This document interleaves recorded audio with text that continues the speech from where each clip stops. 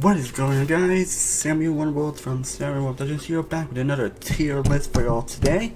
I was debating when I wanted to do this tier list now, but I figured, well done not, now that I've finally seen this guy's latest movie that came out last weekend. I figured I'd do a tier list where I rank all of M. Night Shyamalan's movies. Now, M. Night Shyamalan is definitely, it's not why that he's definitely one of the most interesting filmmakers to come out. He's one where he's one where you definitely don't know what to expect from him. But it's not that that's like a good thing or a bad thing, because he can make some movies that are like, oh my god, that's amazing, that's incredible. Yeah, he can make movies that are like, holy shit, that's one of the worst things I've ever seen in my life. Do you struggle with occasional nerve aches and your hands are... Something like that. But yeah, M. Night Shyamalan is definitely one of those filmmakers, and it's not how many people he's gotten the reputation that he has, honestly. He still has had probably the biggest up-down career of a director ever, but again, just you never know what to expect when it comes to movies, which, again, can't be a good or bad thing in some areas, but that's why we made this ranking pretty much interesting, which is why I only had like 7 tiers from the high top tier, which is basically the upper echelon of his movies: amazing, great, good, solid, okay, bad, train wreck. And he has like 14 movies. I don't think he has 15 because he also did one called Prey and Anger, but can't find that movie anyway, so yeah, so I'm not going to rank it here. But yeah, 14 of his films to rank here. Hope y'all enjoyed this tier list ranking. Let me know how you guys will rank all M. Night Shyamalan movies down below in the comments. So let's get started, shall we? And first up, we have Wide Awake, which is from a film I've only seen once, actually, when Old came out, honestly. And this is probably his most forgettable movie, because I don't remember. This is like that his first official movie. It's basically a family movie that touches on stuff that family movie that touches on some stuff that's like, wait, is this supposed to be a family-friendly movie? It's just one of those movies that is like well acted and everything and well directed. That's one thing Shyamalan runs outside from other movies. He knows how to do solid direction in terms of cinematography and camera work. But it's one of the cases where it's like, what's this film trying to say or trying to do? So it's going in the bad tier. Not much to say. But now we get to the film that basically allowed him as being the next Steven Spielberg, and that is The Sixth Sense. And of course, this is going in a higher top tier. I mean, come on. What's the say about Sixth Sense hasn't already been said? Like 24 years this movie came out? Jesus. Yeah, 24 years, Jesus. And this movie came out and pretty much blew everyone away. And it's still talked about to this day, and for damn good reason. It's definitely one of my favorite movies of all time. It's definitely one of the best thrillers of all time. Has one of the best twists of all time. Has one of Bruce Willis' best performances. It's a film that put Halo just on the map, though. Aside from Boys and Storm and Kingdom Hearts, he has only had the best career, honestly. But it's a great thriller with some incredible sequences, some really emotional ones, and again, one of the best twists of all time. This is what he's known as the twist guy. Has to have like a big, huge revealing twist, regardless of whether or not the twist actually works or not. But we'll get into that. We'll get there when we get there.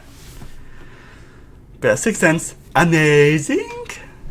Now we have Unbreakable, which again is also going to high top tier. This is, like, I did post a short on it, but this is easily my favorite of M. Night Shyamalan movies, and probably always will be, if I'm being honest. This one's like in my top 50 favorite movies of all time. It's definitely one of the most unique told movies of all time, and people still limit kind of like a superhero movie by not being like based on anything, because it's basically like, what if Superman was on Earth but didn't know he was Superman? They do a fantastic job with displaying the Bruce Willis, and this is, in my opinion, Bruce Willis and Samuel Jackson's best performances, in my opinion. That's saying a lot, because these two actors give amazing performances, but saying this is the best, definitely saying something. They do amazing this year. Like, the acting in general is fantastic. The cinematography is gorgeous. James Newton Howard score, one of the best scores of all goddamn time. So many emotionally devastating sequences and some great reveals, and yeah, another great twist as well. Again, what is there to say about him has already been said. And it's weird that when this came out, people compared it a lot to The Sixth Sense, which is a totally different movie. So, but yeah, Unbreakable, still amazing. I'm happy it's getting a lot more love recently. Again, we'll get to the other two movies when we get there. Now we have Signs, which is a film that kind of showed a little bit of decline for Shyamalan, though not really till the next movie time back. But, I mean, I'm actually pretty excited in the amazing tier, actually. Again, I've always liked Signs, honestly, but I feel like the more I've watched it, the more I appreciate it, honestly. It's definitely another unique alien invasion movie, and of course it has that kind of twist involving, water and everything, but to be honest, looking back on it, I don't think it's as bad as some people say it is. Honestly, it came out of nowhere, but I don't think it's that bad.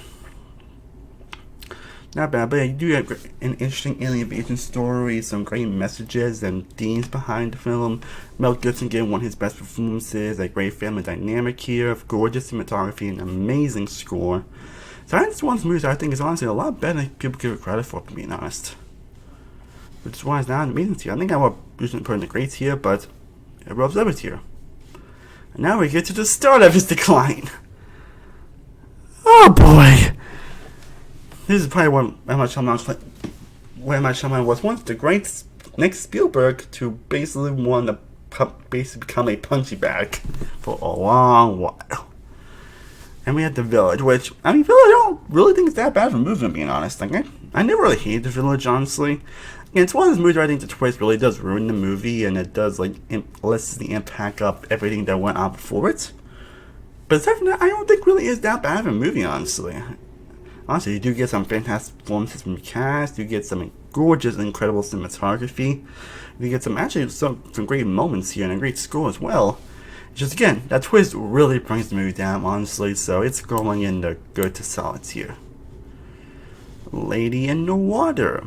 Probably one of the movies I've seen the least, honestly, so it's probably from I don't remember all that much, honestly, but it's a movie that's just not, even then I wasn't not a good, so it's going in the okay tier, honestly. Not much you can really say about Lady in the Water. Like, it does have some great ideas to it, and you still get the great performances here. It's just one of those movies that's just kind of pretentious, just to be pretentious. And I usually don't use the word pretentious, if I'm being honest, but that's what in some ways me felt like, and I just really wasn't invested in certain elements of the story. So I had some great performances, especially from Bryce Dallas Howard. Now we get to The Happening. I would decide if people think this is definitely one of the biggest guilty pleasures of all time. Like, if I know I need a good laugh, I always watch this movie because, and the funny thing, M. Night Shyamalan didn't expect this movie to be it. He wanted to take it serious again. The Happening is one of those movies where basically I can definitely see what he was going for.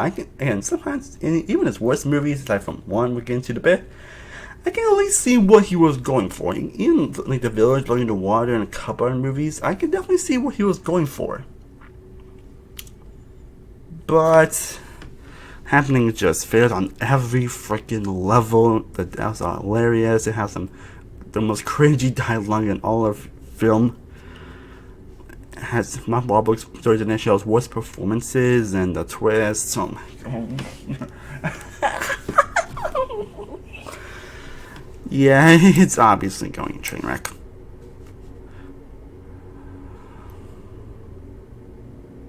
The Last Airbender. Now I'm just saying this. If you guys were to ask me what is the film I think is the worst movie ever made, to be honest, I've never actually thought of what film I think is the worst ever made. But personally, if I was to say what is the worst movie I have ever seen in my life, to be honest, I would go to Last Airbender. Because I don't think there's any movie that pissed me off more than Last Airbender.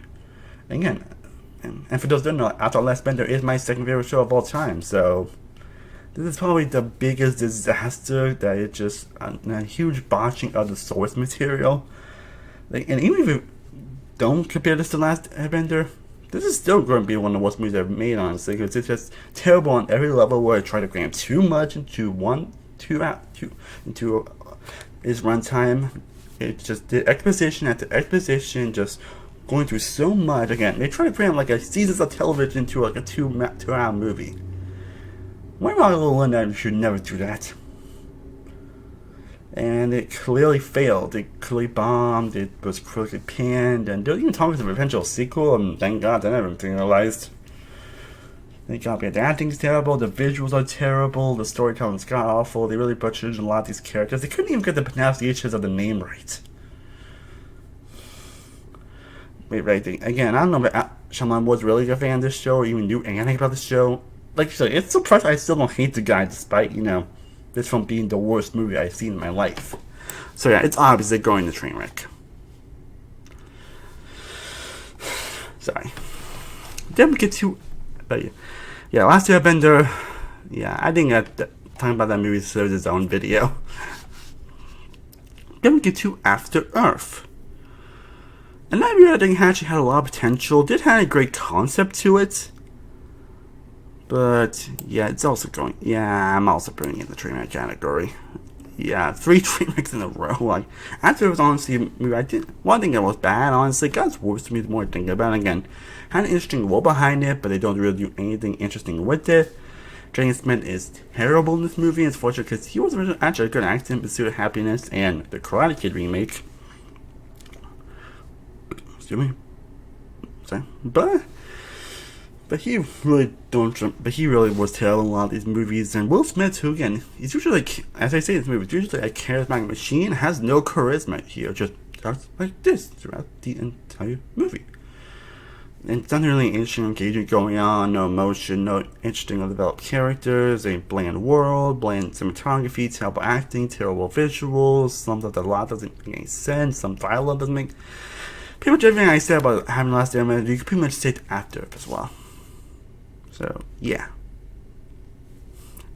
Anyways, now we get to The Visit, which is definitely the film that everyone's like, oh, can this be the comeback? Shyamalan's going back to his horror roots. Can he come back from this? Can he come back from this? And there is one of those movies that I've always been so up and down on how I feel about it. I feel like one day I like, oh, this is great or good, and one day I'm like, it's okay, it's bad, honestly. Not because I had some bad influence on, not because I knew some people that think this is one of the worst horror movies of all time, but. So what do I think of The Visit? I'm actually putting down the grades. I definitely think this is definitely a more underappreciated movie. It's a movie I think that the more I watch it, the more I do like it. Honestly, it's definitely a simple movie and has a simple predictable twist and everything, and doesn't do anything like revolutionary or anything. But you tell Shyamalan isn't trying to do that. He's just trying to go back to his horror. His horror roots with a low budget. It actually does the found footage stuff very well. The scares in the last very well as well. The characters are good and interesting. The acting is good. The scares are good when they're there. And while the twist definitely is predictable, it's still an effective twist. So again, it's just a simple movie, but an effective one. Simple, but effective. Now we get to Split. Split. The unofficial Unbreakable sequel. And that twist already boosts this movie up, honestly. But yeah, it's going in the amazing tier. Again, Split's one of these I think, again, the more I watch it, the more I appreciate it. There do a couple of flaws that do have with it that do prevent it from being in the high top tier. But Split definitely is a compelling thriller that has fantastic, especially from Anthony Jordan, especially Dave McAvoy, given the performance of his career here. Switching to multiple interesting personalities that really works here. Well, you get some incredible sequences throughout it, some great thrills, great scares, some really surprising, compelling moments, and some really tense sequences as well, along with some great musical score. And again, that twist that happens where this film actually is in the Unbreakable universe, which, holy shit, that twist still gives me chills. And like everyone, I was definitely shocked when they realized that, like, holy shit, this is Unbreakable.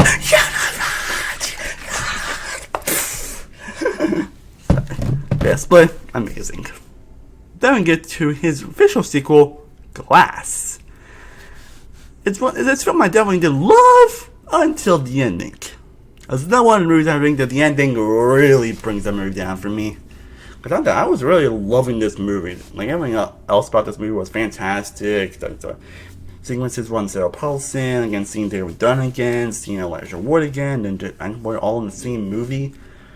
These all in the same movie, and the compelling arcs that they go through throughout this movie are all fantastic. We get some great conversations and awesome sequences with these characters. And you get the same great direction, cinematography, and score that you expect from a good Shyamalan movie. And you get some great intense sequences. It's just the ending in the last 20 minutes really bring the movie down. Like, if you've seen the movie, like, even I can defend that. It was a film that was so close to greatness. So right now, I'm putting in a good solid tier. Probably we're still being good, honestly, but again, that 20 minutes really brings the movie down for me. You were this close, class. This close. And then we got 2 movies down. Now we have Old. A movie that's definitely up in there, because I know some people that this is actually great.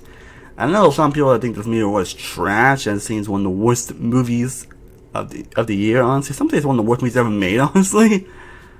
But me, I just thought it was okay. I saw it on season movie once, honestly. I never actually watched it, but I thought it was okay. I didn't get a chance to, but again, I thought it was okay. I thought Old was okay.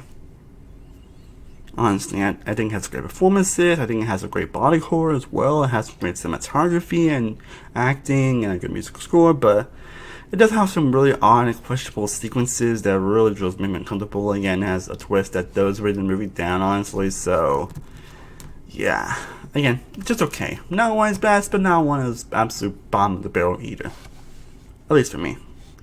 And then we get to this most recent entry, Knock at the Cabin. His most recent film that came out. I did finally watch it as I'm filming this.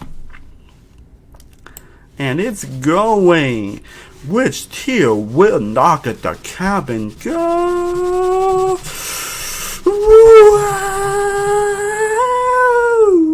Boom! It's going in the great tier. Yes, I really thought the hell out of this movie. Again, it can feel a little one note at times. I wasn't at that. Again, another movie where the ending does bring it down a bit, though.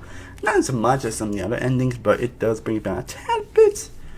Again, it was so close to the amazing tier, but that just happened. But I love the concept here. It was definitely compelling to see this character explore for all this stuff. I think the acting is fantastic, especially from David Bautista, who's they can do dramatic roles extremely well. It's directed very well, has a great score, as well has a great character moments, some really emotional sequences, and some really great character developments. Again, that ending really did it, and you feel like and the film does feel like it can be kind of repetitive with its messaging and what it's saying, but overall, I haven't seen this film really growing on me, honestly, and as a film this is by far the best film I've seen in 2023 so far. Also, as I filmed this so far, I've not seen any bad movies at all this year, so. But that's it. Guys, that is my ranking of every M. Night Shyamalan movie. Of course, Last Airbender would be last place, then The Happening, then After Earth, and Wide Awake, Clean in the Water, Old, The Village, Glass, The Visit, Knock at the Cabin, and yeah, it's in the top 5. Sign, Split, Sixth Sense, and Unbreakable. But I do hope you enjoyed this ranking. I would definitely love to know how you guys will rank every M. Night Shyamalan movie down below in the comments. I have a lot more tier lists coming very soon. I'm having a lot of fun doing these tier list videos, and I look forward to more coming very soon. I'm saying one of Wilson Productions. I will see you next time, as always. Stay cool, everybody. Peace.